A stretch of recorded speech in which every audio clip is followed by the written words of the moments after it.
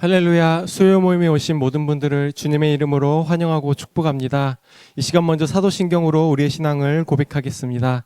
전능하사 천지를 만드신 하나님 아버지를 내가 믿사오며 그 외아들 우리 주 예수 그리스도를 믿사오니 이는 성령으로 잉태하사 동정녀 마리아에게 나시고 본디오 빌라도에게 고난을 받으사 십자가에 못 박혀 죽으시고 장사한 지 사흘 만에 죽은 자 가운데서 다시 살아나시며 하늘에 오르사 전능하신 하나님 우편에 앉아 계시다가 저리로서 산자와 죽은 자를 심판하러 오시리라. 성령을 믿사오며 거룩한 공회와 성도가 서로 교통하는 것과 죄를 사하여 주시는 것과 몸이 다시 사는 것과 영원히 사는 것을 믿사옵나이다.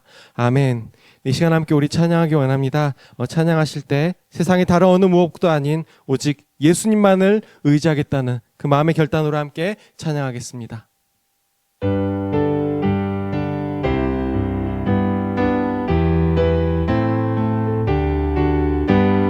구주 예수 의지함이 심히 기쁜 일일세.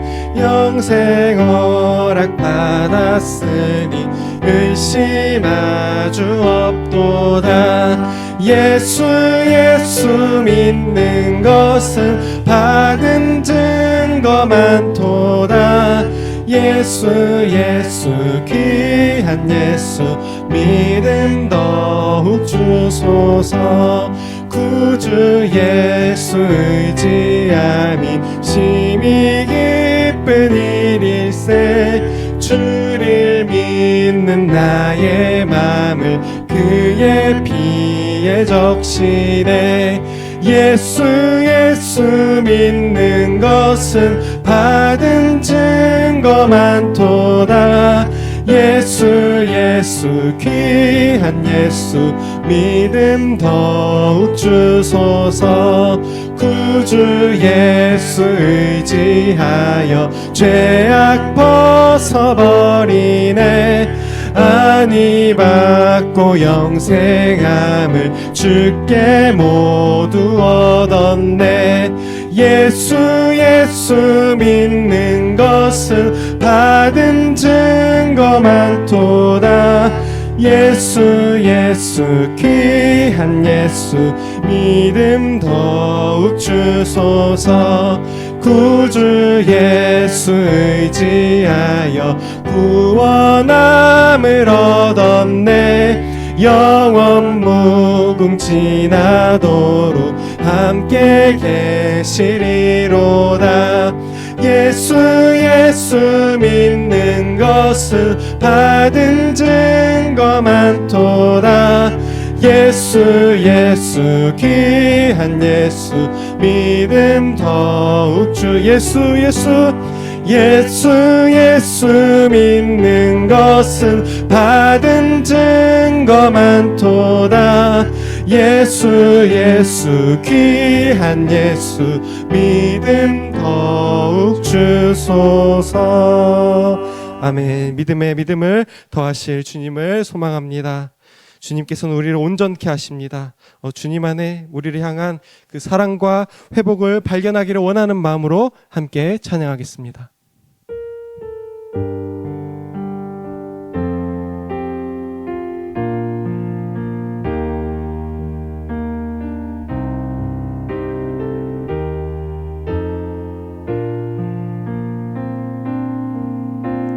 주 앞에 나와 제사를 드리네. 마음 열어 내 삶을 드리네. 주를 봅니다. 끝없는 사랑 나 회복시키네. 이제는 들어 주 보내. 그 능력 날 새롭게. 주님의 사랑 날 만지시니 내 모든 두려움 사라지네. 폭풍 속에도 주 붙들고 믿음으로 주와 건네 갈보리 언덕 너머 그 어느 날 주 안에 온전케 되리. 이제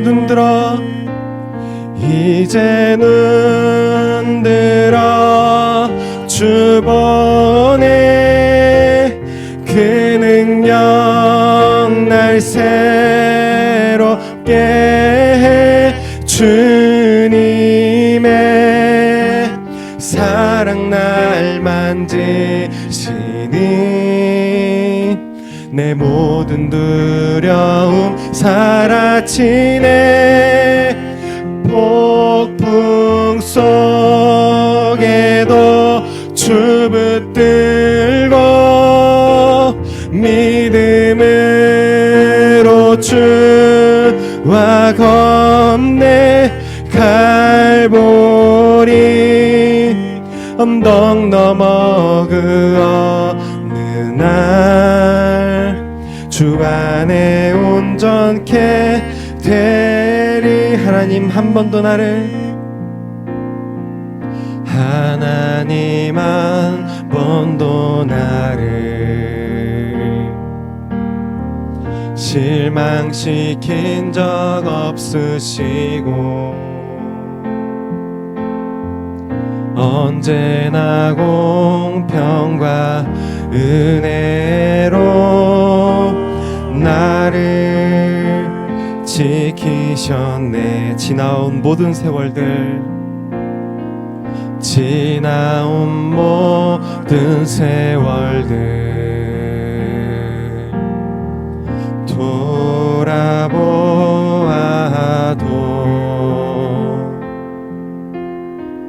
그 어느 것 하나 주의 손길 안 미친 것 전혀 없네. 오 신실하신 주, 오 신실하신 주, 오 신실하신 주, 내 너를 떠나지도 않으리라. 내 너를 버리지도 않으리라. 약속하셨던 주님, 그 약속을 지키사 이후로도 영원토록 나를 지키시리라 확신하네. 오 신실하신 주, 오 신실하신 주, 오 신실하신 주, 내 너를 떠나지도 않으리라. 내 너를 버리지도 않으리라. 약속하셨던 주님, 그 약속을 지키사 이후로도 영원토록 나를 지키시리라 확신하네. 우리 시간 함께 기도하기 원합니다. 기도하실 때 한 번도 우리를 떠나지도 또 실망시키시지도 않으시는 그 주님의 신실하심을 신뢰하는 저희가 되기를 원한다고, 또 오늘 수요 모임을 통해서 주님만을 든든히 붙드는 그러한 믿음을 저에게 더해 주시라고 함께 그 고백을 가지고 같이 기도하면 좋겠습니다. 같이 기도하시겠습니다. 하나님, 정말 우리 떠나지도 않으시고 버리지도 않으시고 실망시키지 않으시는 그 신실하신 주님을 저희가 신뢰하며 살아가기를 원합니다.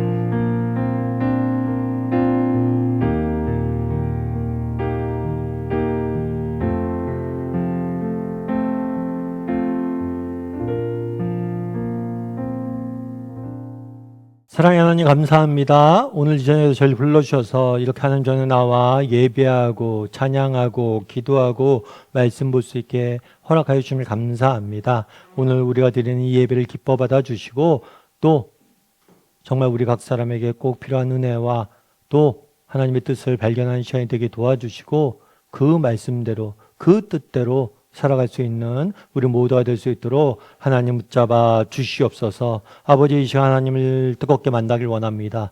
하나님, 이 시간 하나님을 만나길 원합니다. 하나님께서 이 시간 우리 각 사람에게 찾아오시기를 소망하오며 모든 말씀 예수님의 이름으로 기도드립니다. 아멘. 오늘은 옥하는 목사님 다락방 교재죠. 42과 성전을 깨끗게 하시다라는 제목을 가지고 마가복음 11장 15절부터 19절, 27절부터 33절까지 말씀을 함께 살펴봤으면 좋겠습니다. 우리 마음의 문을 열매를 같이 한번 읽어볼까요? 월요일 아침 성전에 들어가신 예수님은 그곳에서 상업행위를 하는 자들을 전부 다 내어 쫓으셨다. 원래는 지방에서 오는 예배자들이 힘들게 재물을 먼 데서부터 끌고 오는 번거로움을 덜어주기 위해 성전 뜰에다가 거래처를 허용했던 것이다. 그러나 그 규모가 점점 커짐에 따라 이권 문제가 따르게 되고 자연히 대제사장을 위시한 종교 지도자들이 직접 간접으로 그 일에 관계를 하게 된 것이다. 돈맛을 알게 된 지도자들은 성전이 하나님께 기도하는 곳이라는 사실에는 아랑곳하지 않고 한 푼이라도 더 많이 벌기 위해 눈에 불을 켜고 날뛰는 도적의 소굴로 만들어버린 것이다. 채찍을 휘두르며 분노하시는 예수님을 못마땅하게 여긴 지도자들은 그를 함정에 몰아넣기 위해 음흉하게 권위 문제를 가지고 논쟁을 걸었다. 네. 우리 지난주에 뭘 배웠죠? 우리 지난주에 무화과 나무에 대해서 배웠죠. 오늘 예수님께서 성전에 올라가고 계셨는데 그 성전 앞에 있는 무화과 나무를 보시고 겉에는 잎사귀가 많은데 그 안에 열매가 없는 모습을 보시고 그 무화과 나무를 저주하셨죠. 이 사건은 지난주에 나눈 것처럼 단순히 나무를 저주한 사건이 아니라 하나의 실물 교육이라고 그랬죠. 왜 실물 교육이에요? 그 당시 유대인들은 겉으로 보기에는 잎사귀가 많은 나무처럼, 겉으로 보기에는 마치 신앙인처럼, 종교인처럼 믿음이 좋은 것처럼 행동했지만 실제로 그 내면을 들여다보면 정말 하나님에 대한 믿음이 없고 삶의 열매가 없었기 때문에 마치 이렇게 겉으로 보기엔 멀쩡해 보이는데 열매가 없는 무화과 나무 같은 것이 바로 그 당시 유대인들, 특별히 종교 지도자들의 모습이었다라고 배웠습니다. 그래서 이러한 신앙생활의 모순과 위험성에 대해서 지난 시간에 우리가 좀 생각을 나눴어요. 그런데 이런 유대인들의 모습, 위선적인 모습의 대표적인 예가 뭐냐면 성전에서 일어났던 일들이. 그래서 이 무화과 나무 사건 사이에 어떤 일이 끼어져 있냐면 성전을 정화하신, 깨끗게 하신 그런 사건이 끼어져 있는 거예요. 그래서 두 사건을 연관지어서 읽게 성경 구조적으로 만들어져 있습니다. 그래서 오늘은 이 성전 정화 사건을 통해서 예수님께서 주고자 했던 메시지는 무엇인지 우리 함께 생각해 봤으면 좋겠습니다. 먼저 1번 문제 읽어볼까요? 예수님은 성전에 들어가서 무엇을 하셨는가? 특히 그의 행동을 표현하는 말들을 중심으로 살펴보자. 그들이 예루살렘에 들어가니라. 그들은 예수님과 예수님 일행이죠. 예루살렘에 들어갔어요. 그래서 예수님이 성전에 들어가시니 어떤 일이 있었냐면 성전에 매매하는 자, 그러니까 사고 파는 자들, 그리고 돈 바꾸는 자, 돈을 바꾸는 사람. 그러니까 이게 뭐냐면 환전이에요, 환전. 환전하는 사람들과 또 비둘기 파는 사람들의 의자가 있었다. 물건을 사고 파는 사람들, 비둘기를 사고 파는 사람들, 돈 바꾸는 사람들이 있었다라고 성경 말하고 있습니다. 그런데 우리가 주의할 게 뭐냐면 지금 우리가 어디 가셨어요? 예수님께서 성전을 갔어요. 그럼 요즘식으로 하면 교회를 간 거예요. 교회를 갔는데 교회에 환전소가 있어요. 여러분, 교회에 환전소가 있는 교회가 있나요? 만약에 그런 교회가 있다면 정말 신기한 교회죠. 그런 교회는 없습니다. 그런데 갑자기 교회 성전에 환전소가 있는 거예요. 그리고 교회 내에 물건을 파는 사람들이 있는 거예요. 그럼 왜 이런 사람들이 있었냐는 거예요. 그 당시에 유대인들은 성전에서 뭘 했냐면 제사를 지냈어요. 제사를 지내려면 제물을 준비해야 됩니다. 양과 염소, 양과 소, 비둘기, 곡물 이런 제물들이 있어야 돼, 하나님께 바치. 근데 이 제물을 멀리서, 그 당시에는 성전 밖에서도 디아스포라에서도 여러 곳에 유대인들이 흩어져 살았기 때문에, 나라를 뺏기고 흩어져 살았기 때문에 다양한 곳에서 이 예물을 들고 찾아왔어요, 예루살렘에. 그러다 보니까 이 찾아오는 과정 속에서 뭐예요? 제물이 손상되기도 하고 제물을 잃어버리기도 하고 제물을 먼 거리를 데려오는 게 쉽지가 않았어요. 그러다 보니까 이 사람들의 편의를 위해서 뭘 한 거예요? 예루살렘에 와서, 성전에 와서 물건을 살 수 있도록 배려를 해준 거예요. 근데 문제는 여기서 발생되죠. 처음에는 편의와 배려를 위해서 한 일인데 여기에서 뭘 취하기 시작한 거예요? 폭리를 취하기 시작한 거예요. 싼 물건을 막 비싸게 파는 거예요. 그러니까 여기서 뭐가 남아요? 이윤이 남아요. 그 재미가 들린 거죠. 그래서 심지어는 그래서 어떤 일까지 있었냐면 이런 일이 있는 거예요. 어떤 사람이 재물을 가져옵니다. 그럼 재물을 가져오면 제사장이 그 재물이 율법에 근거해서 합당한 재물인지, 율법에는 흠이 없는 재물만 드리라고 그랬거든요. 흠이 있는지 없는지 확인하는 작업을 해요. 그런데 재물을 딱 가져왔어요. 확인을 해요. 이거 불합격? 이렇게 이야기하는 거예요. 그럼 어떻게 해야 돼요? 그럼 어떡합니까? 저희 재물이 없는데. 저희 옆에서 팔아. 저거 사와. 그래서 의도적으로 폭리를 취하고 또 사람들이 갖고 있는 재물을 뭘 한 거예요? 맞지 않는다라고 이야기하면서 강매를 할 수 있도록 강매를 시킨 거예요. 그리고 돈을 번 거예요. 그리고 환전은 왜 환전을 했느냐? 그 당시에는 로마의 지배를 받고 있었잖아요. 그러니까 로마의 지배를 받고 있었으니까 일반적으로 로마의 동전을 사용을 했어요. 그런데 로마의 동전에는 황제의 얼굴이 새겨져 있는 거예요. 뿐만 아니라 그런 동전에 황제의 얼굴이 새겨져 있고 또 우상의 모습들이 새겨져 있는 경우들이 많아요. 그러면 황제를 신으로 섬기고 있는데 이런 우상의 얼굴이 새겨진 돈을 성전에 쓰면 되냐? 안 된다 해서 뭐냐면 성전에서만 쓸 수 있는 화폐를 가져왔어요. 사용했어요. 그래서 성전에서는 이 화폐를 가지고 뭘 한 거예요? 물건을 사고 팔아야 돼요. 여러분 그러면 어떻게 합니까? 내가 로마 돈밖에 없어요. 그럼 그것들을 성전 화폐로 바꿔요. 그리고 이 성전 화폐를 가지고 뭘 하는 거예요? 재물을, 비둘기나 양이나 이런 걸 사야 되는 거예요. 그러니까 돈을 바꿔주기 위해서 그랬는데, 그러니까 이 매매는 어떤 신앙의 순수성을 지키기 위해서, 정말 우상이 새겨진 동전 쓰지 않겠다는 순수성을 지키기 위한 행동일 수 있어요, 원래는. 그런데 이 환전 과정 속에서 뭘 한 거예요? 폭리를 취하는 거예요. 이윤을 취하는 거예요. 그러다 보니까 성전 내 매매와 환전 이런 것들을 통해서 원래 목적과 다르게 뭘 한 거예요? 이익을 챙기는 사람들이 생긴 거예요. 특별히 이게 다 종교적인 일들과 관련되어 있잖아요. 그러니까 직간접적으로 누구랑 관계되어 있는 거예요? 당시 종교 지도자들, 제사장들, 대제사장, 그리고 종교 지도자들과 관계가 돼서 이런 일들을 하신 거예요. 그러니까 이 모습을 보고 얼마나 기가 차요, 예수님. 그래서 이들을 다 뭐예요? 내쫓으신 거예요. 다 내쫓은 거예요.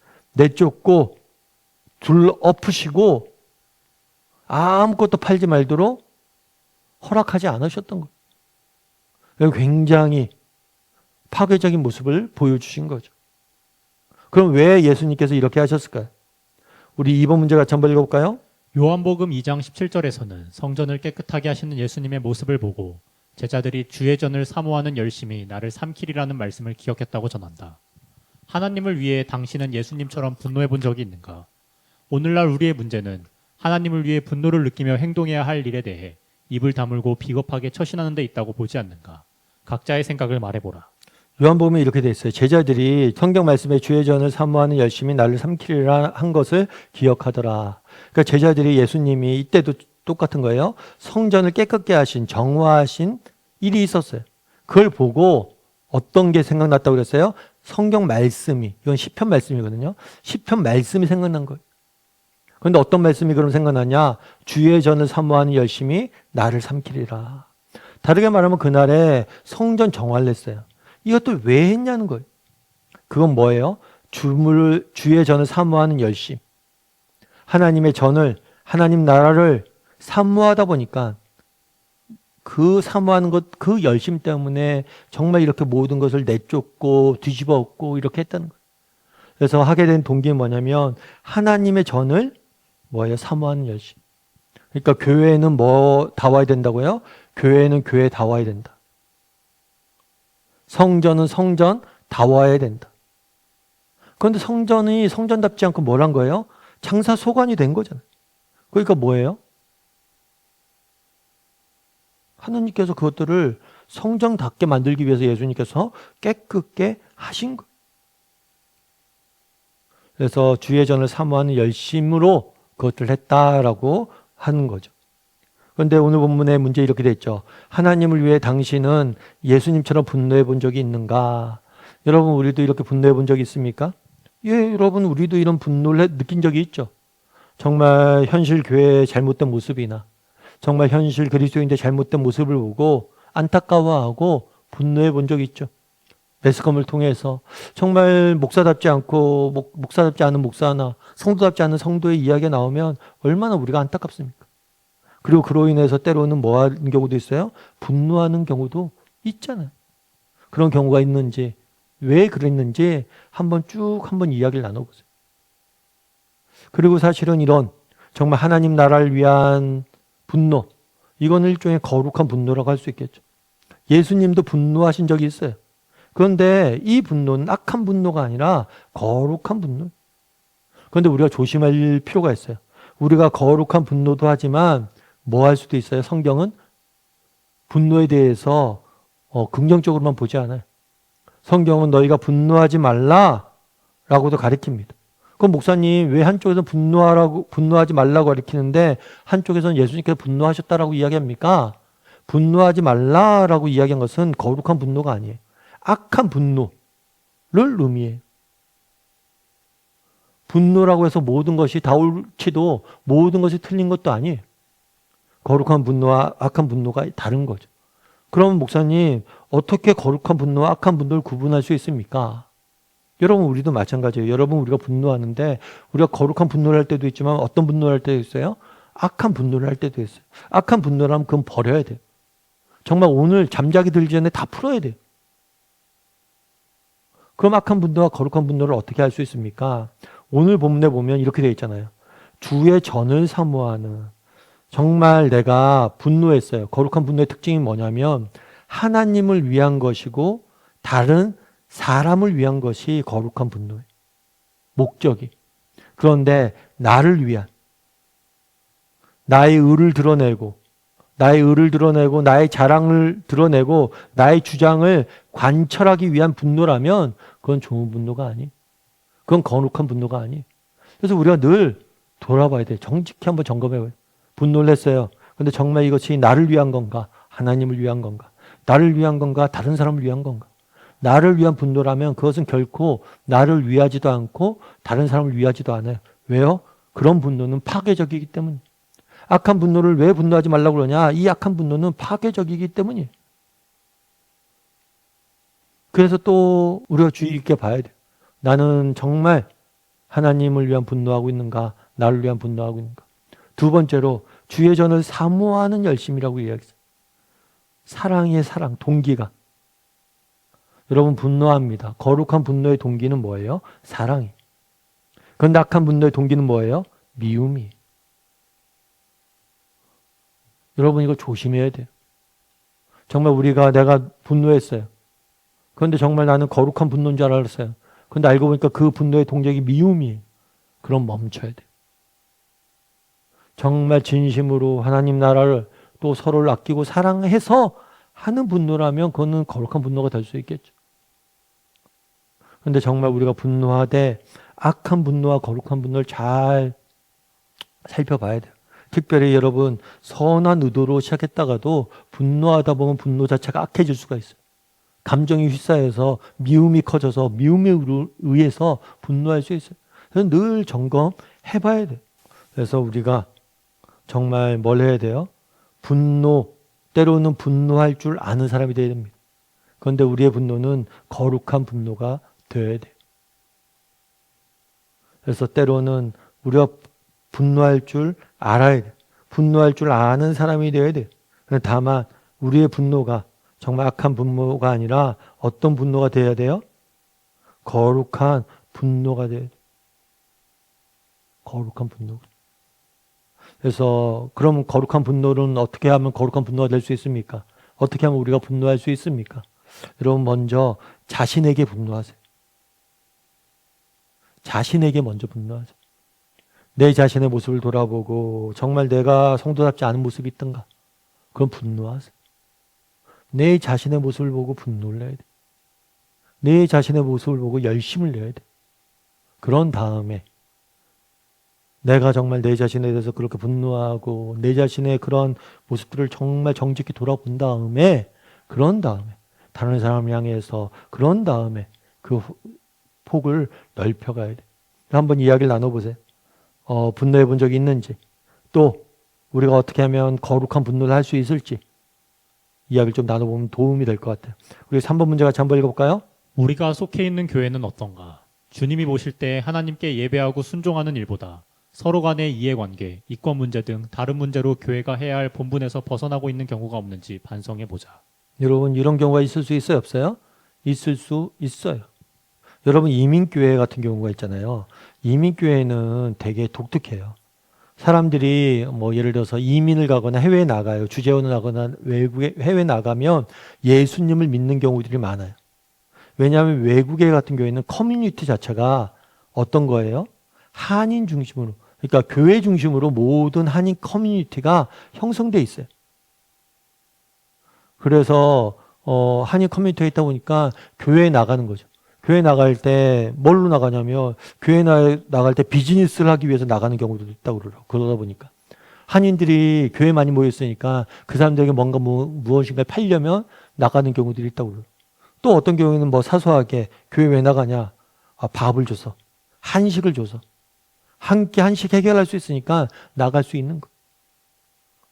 물론 이렇게 밥 먹으러 나왔다. 우리도 예전에 뭐 초코파이 받기 위해서 교회 나왔다가 어린이 주일학교 나왔다가 예수 믿고 그러잖아요. 그러니까 처음에 나가는 건 나쁜 건 아니겠죠. 그런데 나가서 계속 이런 목적만을 위해서 계속해서 교회 다닌다. 그러면 그건 문제가 있는 거죠. 처음에야 뭐 초코파이 먹기 위해서 나오지만 정말 나중에는 그것을 넘어서 정말 교회 나가는 목적이 있어야 되겠죠. 가끔 우리들 그런 경우들도 있잖아요. 뭐 우리 교회는 그런 데서 사람들 찾아오지 않지만 뭐 큰 교회 같은 경우에는 선거철 되면 정치인들 나와서 예배 드리는 모습이 쭉 나오잖아요. 이 정치인들이 나와서 왜 예배 드리겠어? 평소에 예배도 안 드리다가. 표 받으려고 하는 거잖아요. 뭐 평소에 예배 드렸으면 본인 다니는 본교에서 예배 드리면 되죠, 주일날. 그런데 왜 큰 교회 이렇게 나가서 마치 뭐 사진 찍혀가면서 예배 드리고 있습니까? 정치적 목적 때문에 그런 거예요. 그러니까 다른 목적 때문에 교회에 나오는 경우들이 있을 수 있다는 거예요. 그런데 이거는 극단적인 예고요. 이런 예들 말고도 우리 안에 뭐가 있을 수 있어요? 정말 영적인 성장과 성숙 외에 다른 목적으로 우리가 혹시라도 교회에 나오고 신앙생활하고 있지 않은지 점검을 늘 해봐야 돼. 내가 다른 목적. 예를 들면 저는 목사잖아요. 여러분 목사를 제가 하는 이유는 뭐예요? 정말 하나님 나라를 정말 이 땅에 세우고 아름답게 섬기는 하나님의 교회를 섬기는 게 목적이 되죠. 근데 제가 돈 벌려고 하면 목사하면 되겠어요? 그럼 제가 목사하려면 돈 벌려면 목사를 하지 말아야죠. 그러니까 정말 우리가 신앙생활하고 교회 나오면 이 다른 목적이 혹시 우리에게 있진 않은지 한번 늘 점검해보고 돌아볼 필요가 있는 거예요. 그래서 우리도 자칫하면 뭘 할 수 있어요? 그런 것들이 있을 수 있는 거예요. 그리고 뭐 예를 들어서 봉사를 할 때도 정말 하나님의 인정을 받아야지 사람의 인정을 받기 위해서 봉사를 하면 봉사의 기쁨이 사라져요. 그것도 잘못된 목적으로 일하는 경우들이 있는 거죠. 그러니까 이런 것들이 한번 여러분 쭉 나눠보세요. 이런 위험성들이 우리에게 없는지.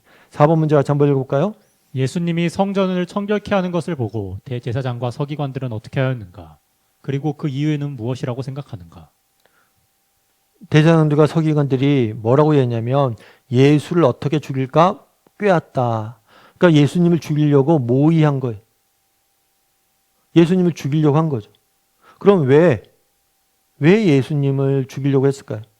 예수님께서 그날에 성전을 청결케 하셨잖아요.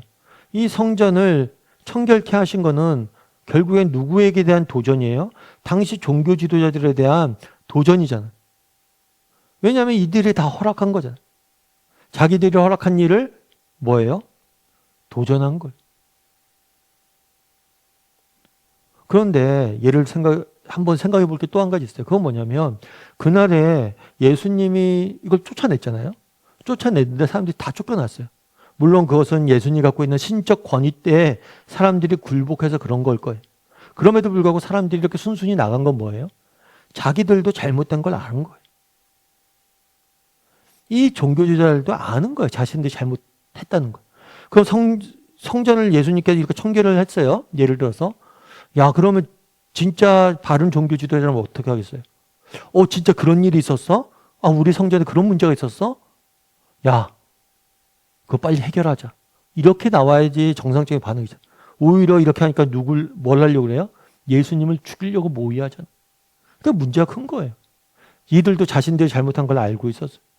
그런데 이렇게 행하자. 자신들을 도전하고 자신의 잘못들을 지적하고 자신들을 비판한다고 받아들이는 거죠. 그래서 모의하는 거예요. 그런데 뭐예요? 또 꾀하니 또 뭐라고 돼 있냐면 무리가 그의 교훈을 놀랍게 여김으로 단순히 성전 청결뿐만 아니라 예수님의 가르침을 무리들이 놀랍게 여겼다. 이 놀랍게 여겼다는 것은 한글말로 놀랍게 여겼다라고 되어 있는데 큰 충격을 받았다. 원어의 의미는 좀 그런 게 있어요. 다른 식으로 얘기하면 뭐냐면 예수님의 가르침이 그 당시 종교 지도자들과는 대조가 된 거예요. 대비가 된 거예요. 전혀 다른 거예요. 그러다 보니까 충격을 받은 거예요. 그런 면에서 종교 지도자들은 뭐예요? 자신들에 대한 도전으로도 받아들이고 또 사람들이 놀랍게 여기니까 질투도 느끼고 시기도 느끼고 이런 다양한 감정 속에서 뭘 한 거예요? 예수님을 죽이려고 계획을 꾸민 거예요. 5번 문제 같이 한번 읽어볼까요? 예수님의 행동을 못마땅하게 여기고 있던 대제사장과 서기관들은 다음 날 무슨 트집을 잡기 시작하였는가? 27절과 28절은 이렇게 되어 있죠. 27절과 28절도 한번 읽어볼까요? 그들이 다시 예루살렘에 들어가니라. 예수께서 성전에서 거니실 때에 대제사장들과 서기관들과 장로들이 나와 이르되 무슨 권위로 이런 일을 하느냐? 누가 이런 일할 권위를 주었느냐? 그들이 어떻게 되냐면 지금 다시 예루살렘에 들어가니라 이렇게 되어 있죠. 어떻게 되냐면 예루살렘에 첫날 갑니다. 첫날 가다가 무화과 나무를 보세요. 그리고 무화과 나무를 저주하세요. 그런 다음에 성전에 들어가서 성전을 깨끗이 정화를 하십니다. 그런 다음에 성전 밖으로 나와요.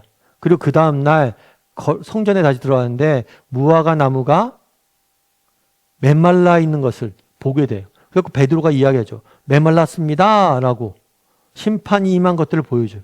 그런 다음에 성전에 다시 들어갔을 때 있었던 일이 그때 종교지도자들이 뭘 했냐면 질문한 거예요. 왜 질문했냐? 예수님을 함정에 빠뜨리기 위해서 질문하신 거예요. 뭐라고 질문하냐면 당신 무슨 권위로 이런 일을 했습니까? 누가 이런 일할 권리를 주었습니까? 라고 얘기합니다. 너 성전을 이렇게 청소했는데 너 무슨 권위로 이런 일을 한 거야? 라고 물은 거죠. 예를 들면 그런 거죠. 내가 하나님의 권위로 이렇게 한 거야 라고 이야기한다면 하나님이 시켜서 한 거야 라고 이렇게 한다면 신성모독죄로 잡아가두려고 그래요. 함부로 하나님을 거론하고 하나님의 뜻을 행했다라고 신성모독죄로 가두고 그 다음에 내 뜻대로 사람 생각대로 한 거야 사람의 권위로 한 거야 라고 한다면 그 당시에 종교 지도자들의 이 성전을 관리하는 건 누구예요? 종교 지도자들이죠. 자신들의 허락도 안 받고 이런 일을 한 것은 이런 종교 지도자들의 권위에 도전하는 거죠. 그래서 사람의 권위로 하려면 네가 당시의 율법이나 정한 것들에 허락을 받고 해야 되는데 그러지 않았다는 것을 고발하려고 그랬고 만약에 하나님의 권위로 했다 그러면 뭐예요? 신성모독으로 잡아놓으려고 지금 계략을 꾸미며 이런 질문을 한 거죠. 그러면 이 질문에 예수님은 뭐라고 답했을까요? 6번 문제 같이 한번 읽어볼까요? 대제사장이 던진 질문에는 매우 음흉한 개교가 숨어 있었다. 그의 질문은 예수님을 딜레마에 빠뜨려 없애버릴 구실을 찾는데 그 목적이 있었다. 당시 유대 지도자들은 그들의 집단에 소속된 자들의 권위만을 정통성이 있는 것으로 인정하였다. 따라서 예수님의 대답을 가지고 트집을 잡아 성전을 청결케 한 행동이 불법이라는 것을 말하고 싶었던 것이다. 그리고 만일 예수님의 권위가 하나님으로부터 온 것이라고 대답하면 자신을 하나님이라고 한다며 신성모독죄를 적용해서 죽일 수 있다고 보았던 것이다. 이러한 그들의 간교한 마음을 아신 주님은 무엇이라고 대답을 하셨는가? 29절부터 30절까지 이렇게 되어 있죠. 예수께서 이르시되 나도 한 말을 너희에게 물으르니 대답하라. 그들이 질문했어요. 질문을 했는데 답하기 전에 제 질문을 그들에게 한 거예요. 그 당시 대화법 중에 이런 게 있었어요. 질문에 질문으로 답하는 경우들이 있어요. 그래서 뭐라고 질문했냐면 나도 무슨 권위로 이런 일을 하는지 이르라. 네가 만약에 내 질문에 답하면 내가 답하겠다 라고 하신 거죠. 그런 다음에 요한의 세례가 하늘로부터냐 사람으로부터냐 물은 거예요. 요한이 세례를 베풀었어요. 세례 요한이 세례를 베풀었는데 이 세례를 무슨 권위로 한 거냐, 하나님이 주신 권위로 한 거냐 아니면 사람이 주신 권위로 한 거냐라고 묻는 거예요. 만약에 하나님이 주신 권위로 했다라고 이야기하잖아요. 그러면 세례 요한이 예수님을 메시아라고 인정했거든요. 야, 세례 요한이 나를 메시아로 인정했는데 네가 만약에 세례 요한이 하나님으로부터 온 사람이라는 것을 인정한다면 왜 그의 말이 그가 내가 메시아라고 이야기한 건 인정하지 않니? 라고 자기 모순에 빠지는 거죠. 그럼 만약에 사람이다. 세례 요한 하나님이 시켜서 한 게 아니라 그냥 지 생각이 한 거야. 그러면 사람들이 그 당시에는 많은 사람들이 세례 요한을 선지자로 생각을 했어요. 그러니까 사람들의 지지를 잃을 수 있는 거예요. 사람들의 생각과 다른 이야기를 주장하는 거니까. 그러니까 예수님도 동일하게 질문한 거예요. 함정을 파서 이렇게 이야기를 하니까 너도 답해보라는 거예요. 여러분, 그날의 요한이 세례를 베푼 게 누구의 권위로 세례를 베푼 거예요? 하나님의 권위로 세례를 베푼 거죠. 하나님이 시켜서 세례를 베푼 거예요. 그걸 인정하지 않는 거죠. 왜 인정하지 않아요? 요한의 세례를 인정하면 예수님을 인정할 수밖에 없으니까. 여전히 정말 그러니까 그 당시 종교지도자들은 무엇이 옳은지 그른지가 중요한 게 아니에요. 자신들의 이권과 권위를 지키는 것에 더 초점이 맞춰져 있는 거예요. 그래서 계속해서 부인하는 거예요. 그거 어떻게 답했는지 7번 문제를 통해서 살펴보도록 하죠. 예수님이 요한의 권위를 가지고 이야기하신 것은 요한의 권위와 예수님의 권위 모두 다 하나님이 주신 것이라는 점에서 일치하고 있었기 때문이다. 따라서 요한의 권위를 인정하는 자는 예수님의 권위를 인정하지 않을 수 없었다. 이제는 대제사장과 서기관들이 거꾸로 딜레마에 빠지게 되었다. 그들은 이 딜레마에서 벗어나기 위해 무엇이라고 수군거렸는가? 그리고 그들은 무엇이라고 대답했는가? 그들이 서로 의논하여 이르되 만일 하늘로부터라고 하면 어찌하여 그를 믿지 않느냐 할 것이니 그러면 사람으로부터 할까 하였으나 모든 사람이 요한을 참선지자로 이름으로 백성을 두려워한지라. 앞서 설명드렸죠. 만약에 하나님이 시킨 거다 그러면 왜 요한의 말을 믿지 않느냐? 요한이 나를 메시아로 이야기한 걸 왜 믿지 않느냐라고 이야기할 거란 거예요. 그렇다고 해서 사람으로부터 한다 그러면 사람들이 요한을 선지자로 여기는데 백성들의 지지가 이를까 두려워한 거예요. 그래서 예수에게 뭐라고 대답해요? 우리가 알지 못한다, 모른다라고 답한 거예요. 치사한 거죠. 야, 이거 이렇게 답해도 안 되고 저렇게 답해도 안 되니까 차라리 모른다고 하자. 종교 지도자들이 정말 율법에 대해서 꿰고 있다라고 이야기했던 사람들이 모든 것을 자기들이 안다고 자랑했던 사람들이 이 짧은 지만에 모른다고 답한 거예요. 모르는 게 아니죠. 위기를 모면하기 위해서 그런 거죠. 그런데 모른다고 자기들은 위기를 모면하기 위해서 모면하려고 모른다고 답했지만 어쩌면 이게 뭐예요?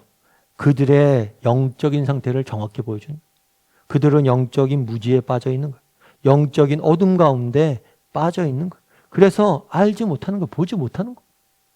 맞죠? 그들은 무지에 있고 어둠 가운데 있는 거예요. 그래야 예수님께서 뭐라고 했냐면 나도 무슨 권위로 이런 일을 하는지 너희에게 말하지 않을 것이다. 여러분, 우리가 그런 게 있어요.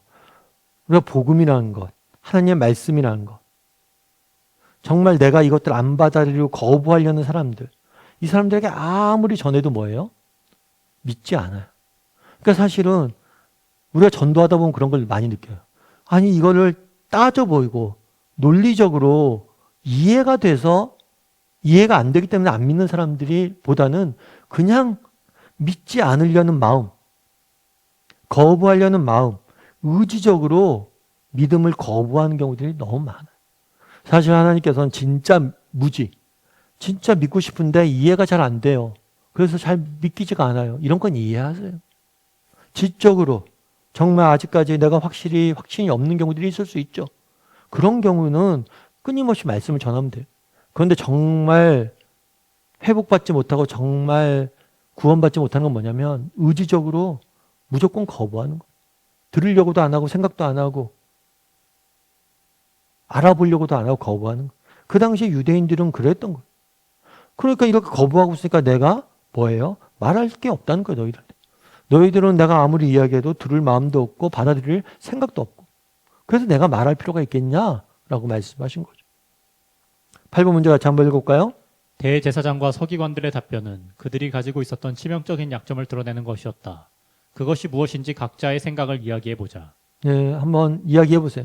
그들은 뭐예요? 뭘 한 거예요? 왜 모른다고 했어요? 진짜 무지해서 내가 진짜 몰라서 그런 게 아니에요. 그들의 뭐가? 그들의 권위와 주장을 뭐 할까 봐? 이 권위와 주장이 무너질까 봐.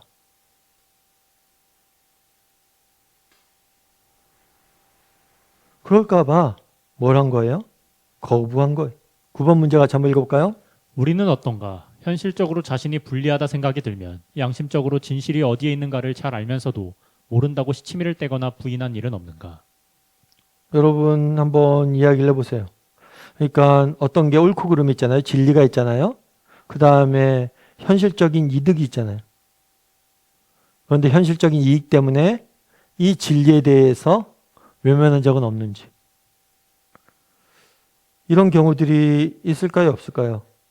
이런 경우들이 많죠.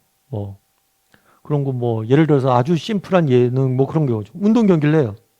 운동 경기를 하는데 우리 편이 반칙을 했어요. 근데 우리 편이 반칙했다고 손드는 사람들 많지 않잖아요. 인정하는 사람들 많지 않잖아요. 일단 뭐 하는 거예요? 부정하고 보는 거죠. 현실적인 유익이 옳고 그름보다 더 중요한 경우들이 있잖아요. 그래서 우리가 정말 이런 것들은 아까 운동 경기 이런 것은 사소한 건데 우리가 늘 사소한 것부터 시작해서 정말 단순히 유익, 이익 이것을 최우선 가치에 두면 안 될 것 같아요. 이게 사소한 것들 하나하나 하다 보면 뭐예요? 결국에 큰 것에 되어서도 그렇게 되는 거예요. 당시 종교지자들도 그렇겠죠. 야, 왜 환전하잖아. 돈 바꿔주잖아. 야, 이익 좀 남겨? 괜찮지 않을까? 이익 좀 좋은 데 쓰지. 하다 보니까 이 이익에 매이다 보니까 결국에 이익의 문제를 떠나서 뭐까지 거부하게 된 거예요? 예수님, 메시아, 하나님의 아들이 왔음에도 불구하고 거부한 거죠. 여러분 생각해 보세요. 그들이 종교지자들이 환전해서 이익을 남겨서 돈 벌었겠죠. 그래서 얼마나 벌었겠어요. 진짜 재벌이 됐겠습니까? 그건 나중에 보면 이 작은 이익에 빠져서 예수님을 못 보는 거죠. 가룟 유다도 마찬가지예요. 은 30 팔았다고 엄청난 돈에 판 게 아니에요. 은 30세겔이면요 적은 돈이에요. 그렇게 많은 돈은 아니에요. 물론 아주 작은 돈은 아니죠. 그런데 내가 사랑하는 스승을 배반할 만한 그러한 돈도 아니에요. 아니 정말 하나님의 아들을 팔 만한 돈이 아니에요. 그런데 가룟 유다는 어때요? 작은 이익에 정말 내 앞에 이익을 추구하다가 그렇게 되는 거죠. 여기 그날도 그런 거죠. 계속해서 현실적인 유익이 제일 중요한 기준이 돼서 이익만 그럼 내가 나한테 이익 되면 눈 감고 넘어가지 이렇게 하다가 결국은 뭐예요? 이익을 추구하다가 정말 환전해서 얻는 이익들을 추구하다가 결국엔 하나님 외면하게 되는 것들을 보게 되는 거죠. 정말 기도하는 집을 장사의 소굴로 바꿔놓은 어리석음에 빠지게 되는 거죠. 삶의 열매를 거두면 읽어볼까요? 결국 유대 지도자들이 예수님을 반대한 이유는 진리냐 비진리냐에 있었던 것이 아니다. 현실적으로 누리고 있는 권세와 부와 명예를 잃고 싶지 않았던 것이다. 그들은 무엇이 옳은가를 몰라서 악을 범한 자들이 아니다. 요한의 권세가 하나님으로부터 왔다는 것을 시인하면서도 그들은 따르지 않았다. 마찬가지로 그들은 예수님이 하나님이 보내신 메시아라는 사실을 알고 있었다. 그러나 고의적으로 그분을 배척하였다. 그들은 이것이 현실을 지혜롭게 사는 길이라고 보았던 것이다.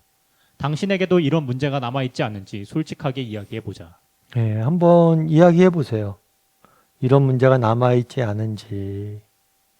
정말 이 땅에서 누리는 권세와 부와 명예를 잃어버리고 싶지 않아 신앙생활을 게을리하고 있진 않은지.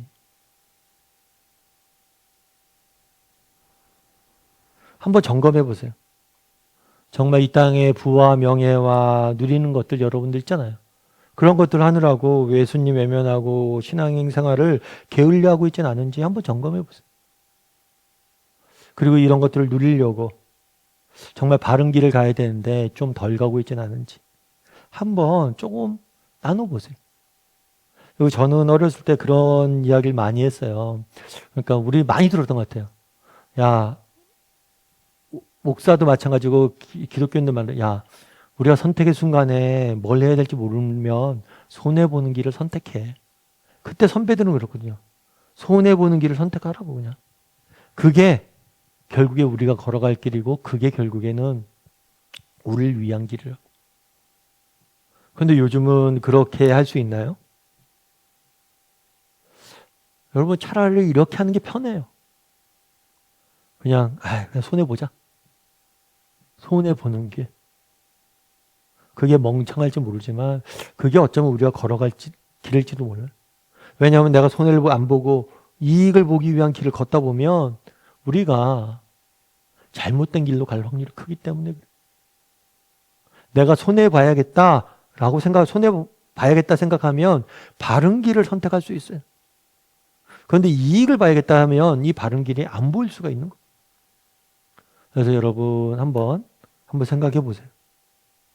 뭐 그렇다고 내가 장사하는데 무조건 손해봐야겠다 이런 게 아니라 여러분 정말 어떤 삶에 있어서 그런 정신 같은 거를 여러분 볼 필요가 있어요. 이익에 너무 매여 있으면 안 보여요. 좀 손해도 봐야지 라고 생각하면 우리가 훨씬 더 그리스도인답게 세상 속에 살 수 있습니다. 이런 얘기들을 한번 솔직히 한번 이야기를 좀 나눠보세요.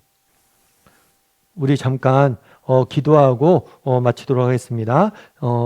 기도하실 때 오늘 말씀 기억하면서 기도했으면 좋겠습니다. 그날에 예수님께서는 너희가 왜 기도하는 집인 성전을 강도의 소굴로 만들어 놓았는가? 라고 질문을 합니다. 혹시라도 우리에게도 이런 모습들은 없는지 돌아보게 했으면 좋겠습니다. 정말 우리가 하나님 외에 다른 무엇인가가 더 높은 자리에 있진 않은지, 정말 세상에 그런 부나 명예나 권세나 이런 것들을 붙들고 있느라 정작 예수님을 놓쳐버리고 있지는 않은지, 나의 우선순위가 정말 잘 잡혀져 있는지 한번 점검하고 우리의 우선순위가 하나님 앞에 잘 잡혀있는 사람이 되게 해달라고 기도했으면 좋겠습니다. 그날에 예수님께서는 하나님의 전을 깨끗이 했어요.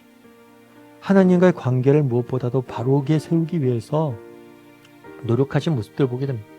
여러분, 우리 인생의 가장 중요한 것은 하나님과의 관계가 바로 서 있는 거예요. 하나님과의 나의 관계 속에서 무엇인가 그 관계를 가로막고 있고 그 관계를 흐릿흐릿하게 만들고 무엇인가 그 관계를 정말 가로막고 있는 것들이 있다, 장애물들이 있다면 이 시간 온전히 하나님 앞에서 내려놓고 그것들을 바로 세울 수 있는 시간들 되게 해달라고 이 시간 오늘 배운 내용들 가지고 함께 기도하는 시간들 갖도록 하겠습니다. 같이 기도하시겠습니다.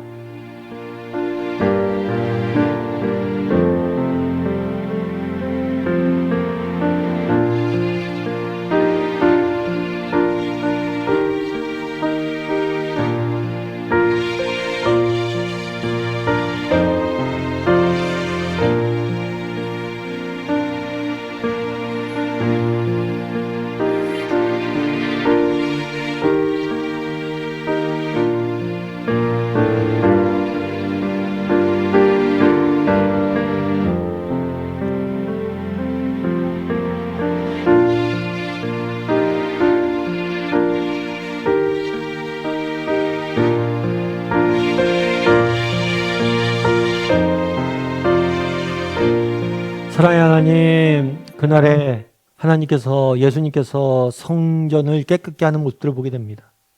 정말 무엇보다도 중요한 것이 하나님과 바른 관계를 맺고 있는 것임을 기억하게 도와 주시옵소서. 혹시라도 정말 하나님과 나의 관계 가운데 뭔가 관계를 사로막고 있는 장애물이 없는지, 뭔가 다른 무엇인가가 끼어 있진 않은지, 그래서 하나님 온전히 만나고 하나님과 바른 관계를 맺고 있게 만들고 있는 것이 없는지 돌아보게 도와주시고, 정말 하나님과의 바른 관계를 세우고 우리의 신앙의 목적이 올바르게 정말 하나님과 더욱더 깊이 만나고 영적과 성적과 성숙을 맛보는 일에 맞춰져 있을 수 있도록 주여 붙잡아 주시옵소서. 또한 정말 우리가 세상에 그런 명예나 부나 권세나 이런 것들을 추구하느라 정말 중요한 것들을 놓치고 살아가고 있지는 않은지 돌아보게 도와주시옵소서. 혹시라도 우리의 시선이 잘못된 곳에 가 있어서 하나님을 잃어버리고 참된 사랑을 잃어버리고 소중한 가족들을 잃어버리고 소중한 무엇인가를 잃어버리고 살고 있지는 않은지 돌아보고 정말 바로 세울 수 있는 저희 모두가 될 수 있도록 주여 붙잡아 주시옵소서. 하나님께서 이번 한 주간도 우리 함께 할 줄 믿사오며 모든 말씀 예수님의 이름으로 기도드립니다. 아멘. 하늘에 계신 우리 아버지여, 이름이 거룩히 여김을 받으시오며 나라의 마옵시며 뜻이 하늘에서 이루어진 것 같이 땅에서도 이루어지이다. 오늘날 우리에게 일용할 양식을 주옵시고 우리와 우리에게 죄 지은 자를 사하여 주는 것 같이 우리의 죄를 사하여 주옵시고 우리를 시험에 들게 하지 마옵시고 다만 하여서 구하옵소서. 대개 나라 원세 영광이 아버지께 영원히 싸움나이다. 아멘.